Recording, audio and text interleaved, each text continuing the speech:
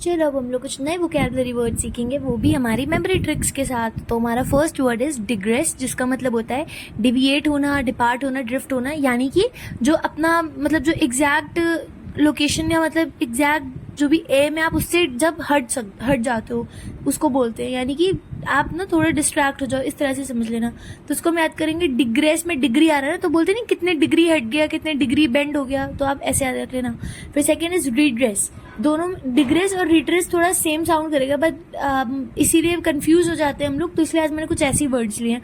अब रिड्रेस का मतलब होता है आप किसी चीज को करेक्ट कर रहे हो, अमेंड कर रहे हो, रेक्टिफाई कर रहे हो, ठीक है, उसको बोलते हैं रिड्रेस करना, रेमेडी कोई। तो अब हम इसे मेमोराइज करेंगे, रीड्रेस यानी फिर से ड्रेस पहन रहे हैं। यानी कि ओल्ड ड्रेस जो थी बहुत फट गई थी, तो हमने क्या करा, अब अपने ड्रेसिंग सेंस को करेक्ट करा, हम रीड्रेस कर रहे हैं। अब वर्ड आगे हमारा रिग्रेस, ठीक है।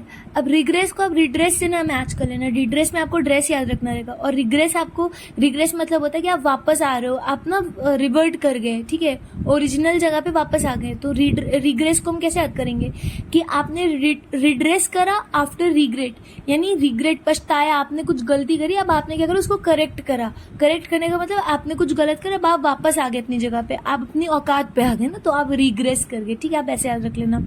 फिर फोर्थ इज रेलिंक्विश, जिसका मतलब होता है आप किसी पे गिव अप कर दो, सरेंडर कर दे रहे हो, फोर गो, लेट गो, लीव, तो इसको बोलते हैं रेलिंक्विश, ठीक है। तो इसको मेमोराइज करेंगे, रेलिंक्विश को याद, ये ले खुश, ठीक है, मतलब आपके पास कोई चीज थी और कोई दूसरा पर्सन उस पर बहुत नजर लगाया पड़ता, आपने उसी को दे दिया, आपने क्या करा, उस चीज पे गिव अप कर दिया, सरेंडर कर दिया, आपने उसको जाने दिया, तो आपने कहा ये लो खुश, तो आप ऐसे याद रख लेना।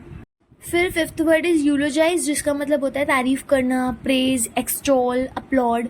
तो इसको हम याद करेंगे, यूलोजाइज को, ये लो जहाज, मतलब कोई बच्चे ने बहुत अच्छे से परफॉर्म करे, कुछ करे, तो आपने उसको गिफ्ट दिया, ये लो जहाज ले लो, तो आपने एक तरह से क्या करा, उसको अपलॉड करा, उसको अप्रिशिएट करा, प्रेज करा, ठीक है। इसका एक और वर्ड मैंने यहाँ पे लिखा भी, एक्सटॉल, इसको आपको याद करना है, तो आप ऐसे याद कर लेना।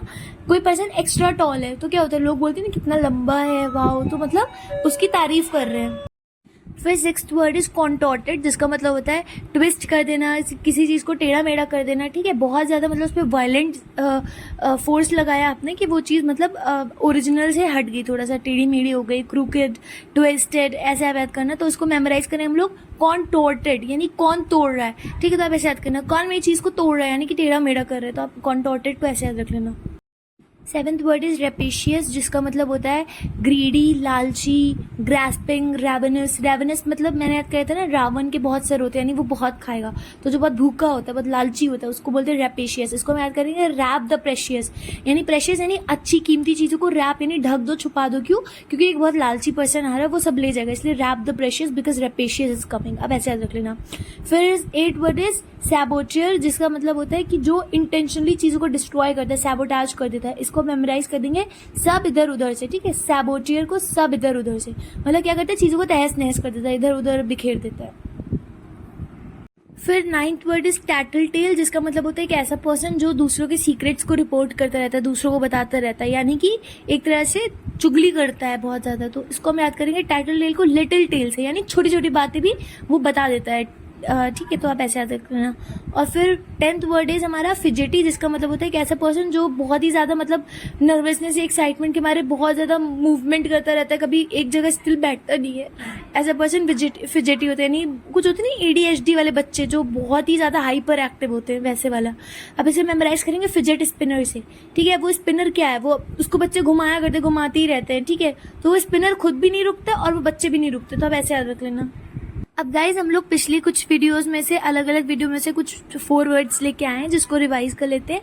पहला वर्ड इज सेरेप्टिशियस, जिसको मैंने आपको याद कराया था कि रैप इन टिश्यूज, यानी क्या करो, चीजों को रैप कर दो टिश्यूज में, यानी क्या है, उसको सीक्रेट रखना। सेरेप्टिशियस मतलब कोई सीक्रेट बात। डेलिबरेट को मैंने याद कराया था, कोई आपको डेली B रेट दे रहा है, चाहे आप कितना भी अच्छा काम करो, वो आपको B रेट दे रहा है, यानी वो इंटेंशनली आपको दे रहा है। तो डेलिबरेट मतलब क्या होता है, इंटेंशनल। फिर थर्ड वर्ड इज एलेटेड, जिसका मतलब होता है बहुत जॉयफुल, बहुत खुश हो। इसको मैंने याद कराया था कि जब पूरे दिन थकने के बाद आप लास्ट में लेटते हो ना, तब आप बहुत सुकून मिलता है, बहुत खुश होते हो। फिर फोर्थ इज विंडिकेट, जिसका मतलब होता है किसी को डिफेंड करना। इसको मैंने याद कराया था विन डिक्लेयर से, मतलब कोई जीता नहीं है लेकिन आप उसको बचाने के लिए क्या बोल रहे हो, वो जीत गया, उसकी विन आपने डिक्लेयर कर दी, यानी उसकी जीत को आपने डिक्लेयर कर दिया।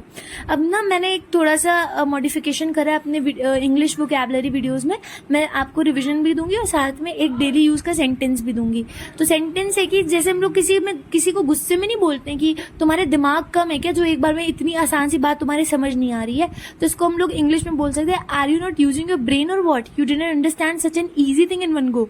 इसमें जो इंपॉर्टेंट चीज थी वो वन गो था, ठीक है। वन गो का मतलब क्या होता है, एक बार में कोई चीज एक बार में ना समझ आए तो आप बोलोगे कि you didn't understand such an easy thing in one go, ठीक।